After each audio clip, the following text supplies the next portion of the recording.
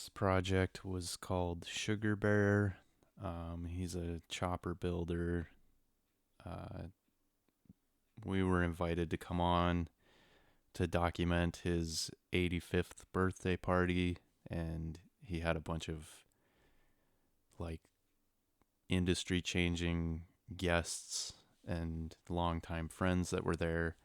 He's trying to build this museum at the Sturgis rally, and we just kind of documented that and talked about what their plans are with this future of this museum. Um, so this this area was kind of big. It's out in the open. It was windy. Uh, I was battling sunlight to with booming. Um, it kind of got spread out and broken out into like three teams, but only one audio guy. So I'll talk about some of the things that I had to kind of adapt to on the fly, and I wasn't available to every location. And the, after watching the final video, I've noticed that little visual details that I noticed that could have been better. So I'll point those out. But I just wasn't available in all these areas, I guess. So I just kind of had to set stuff and leave it unattended, and then things move and then they become visual. So we'll go through some behind the scenes photos, and then I'll play portions of the final video. I think it's about 15 minutes long, so I'm not going to play the whole video, but I'll just point out things that I noticed that could have been better, um, and then just kind of talk about the processes that I had to adapt to. This is Matt. He was filming on this camera. I have a timecode box here for him.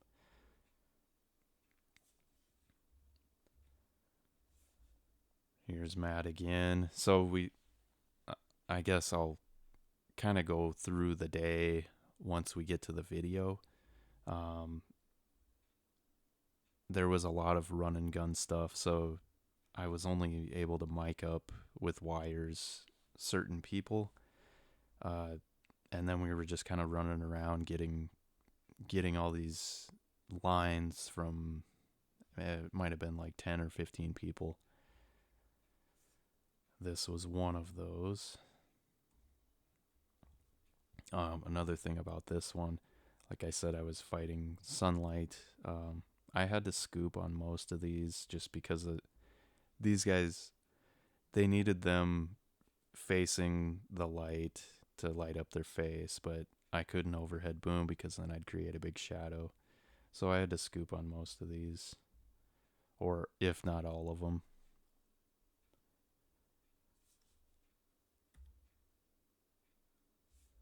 This is us again. One So I have this unit here, a little trick that I learned, and it's helped me with miking people up. Um, so I just keep these headphones on. Uh, let's see if I can find. Okay, here's one with my mixer. So I keep this unit on. These headphones, I have a little extension coming out of here so I can plug in to my mixer to monitor. But these units are in this, I can tune them to receive any frequency from a transmitter, the same as I would receive it at my mixer. But like in the past, I've had a hard time miking people up with this big bag attached to me. I just can't really get close to them, and I'm not very mobile. So, a little trick that I've found is I can tune these units to whatever wireless pack they're wearing, and then all I need is my headphones. And because I've another thing is I've mic'd people up without my bag, and then I get back to my bag and listen, and then I can hear like some rustling or something. So to be able to monitor that stuff as you're miking them up is really helpful for not having to like do things over. You can just do it the first time and get it right. So I hook up to this unit and then I can lose this bag. It's just headphones and this one receiver, and I can hear them while they're being mic'd up, and I have them kind of move around, and then I can get it set the first time, I guess, and not like go back and forth to my bag and make little adjustments. So that's been really helpful. We're just going to kind of blow through these, I feel like.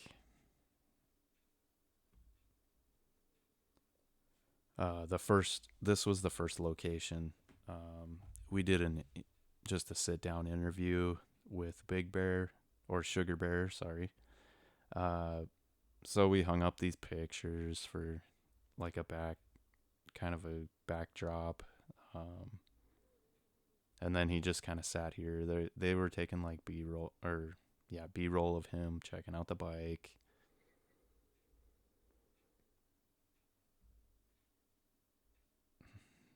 Not sure what that is. A golf cart. This was the setup of the interview again. Probably quite a few of those.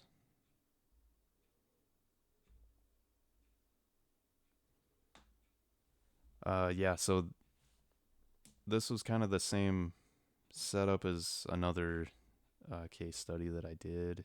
Uh, this is the same camera, in fact. So that this is one of my camera hops. Does time code and mono audio. So yeah, I just feed time code BNC and then mono audio on this one. It's a Sony. I think it's an XLR Mini or an XLR Standard. I can't remember.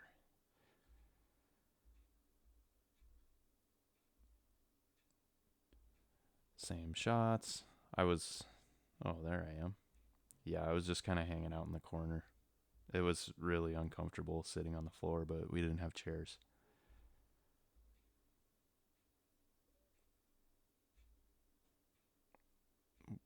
They put us in like an RV, so this was our break area, which was pretty cool.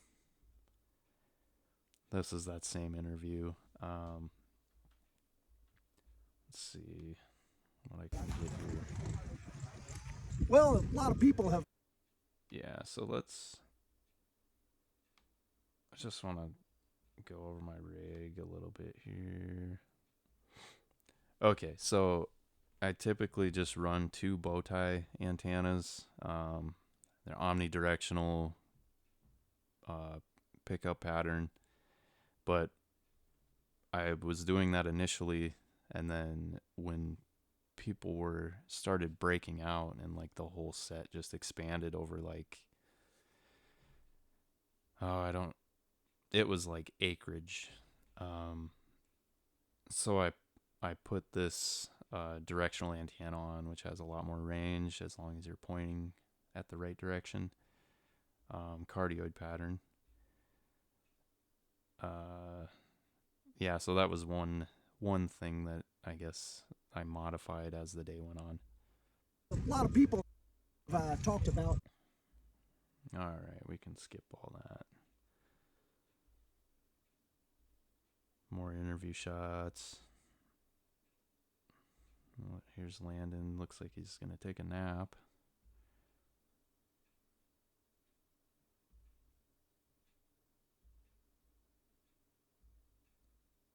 Landon's the still photographer.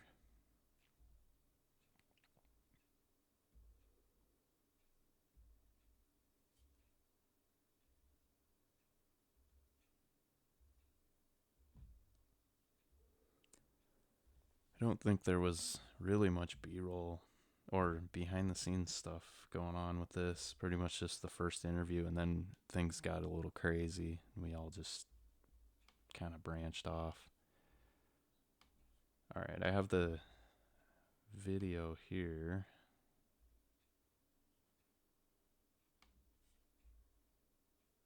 Yeah, so it's like 15 minutes. I'm probably going to end up skipping some of this. I still don't really think about it like most people think I would. This whole thing with legend and icon, I don't even think about that stuff. People enjoy my work, and that's what's important to me. I never started out to have any kind of monument or anything.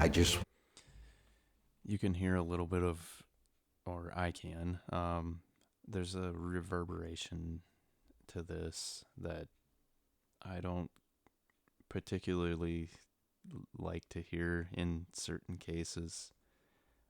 We were in like a wooden box.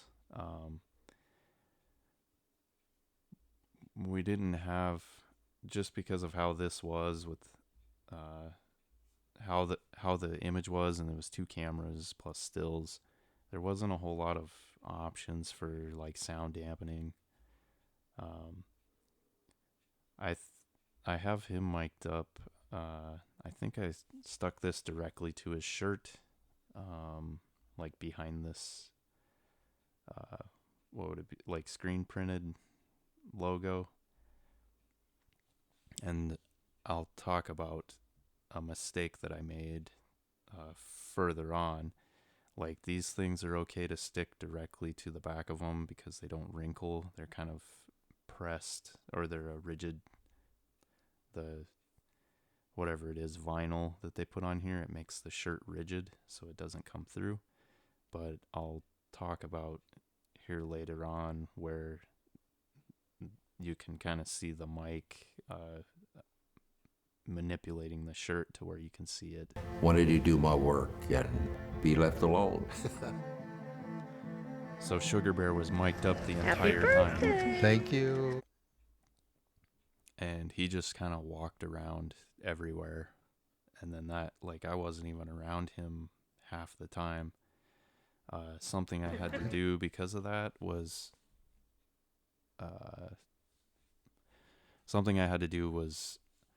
I changed the camera hop frequency on the A camera to his transmitter.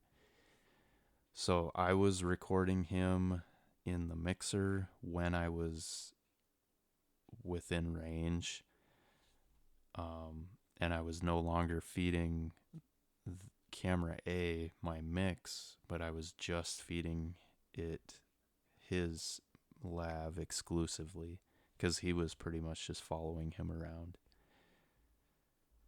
So you're going to talk about, what is it, And I will point out that the quality drops a little bit with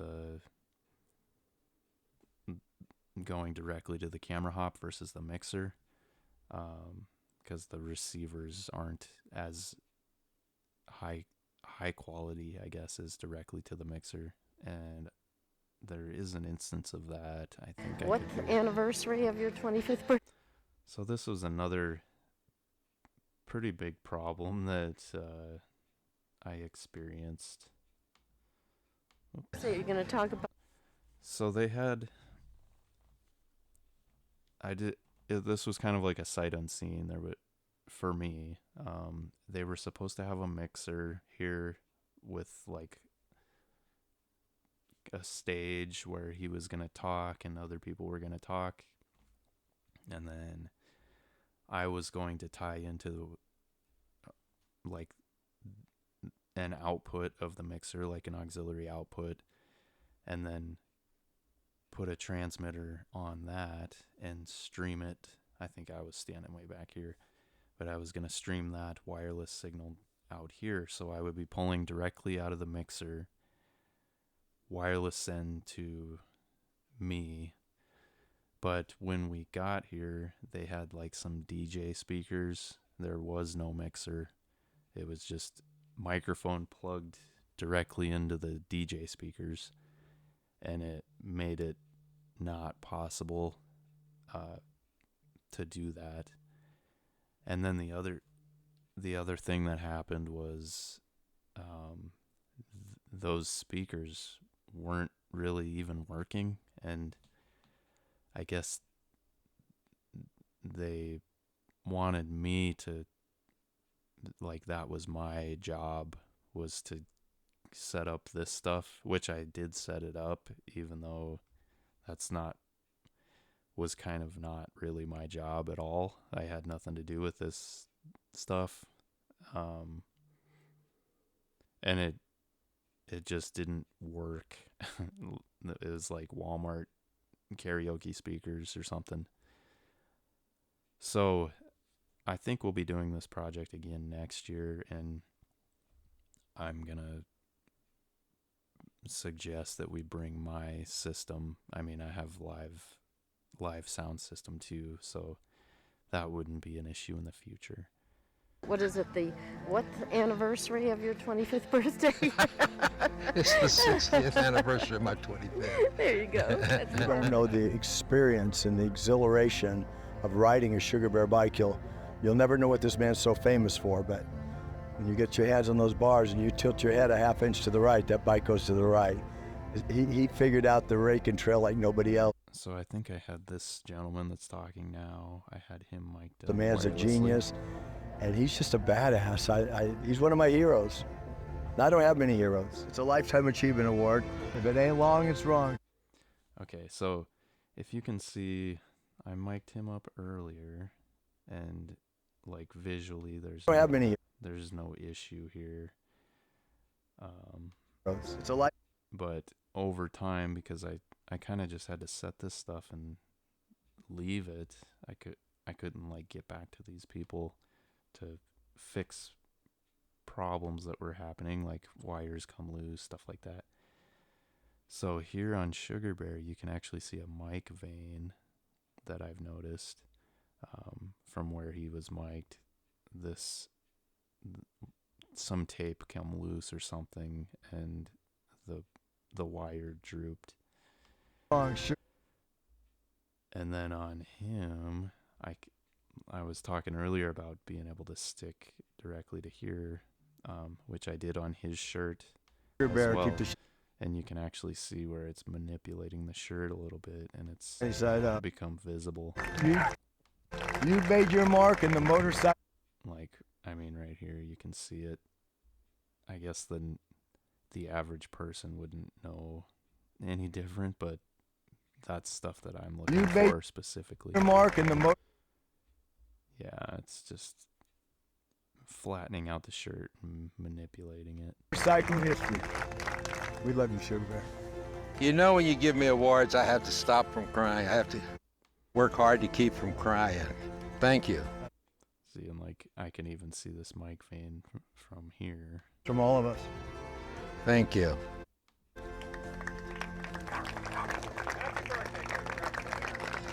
right, we're gonna have to fast forward a bunch. Here's the I knew it's already been done, and you know, it makes me feel kind of good and small to see something like that. So that's what this museum is done. People are calling me and telling. And he said, "Do you mind if I use that in my production?" Okay, so here's a spot where he was transmitting directly to camera instead of through the mixer, and I could hear a change in audio quality. And I made the electrical box and the oil chain.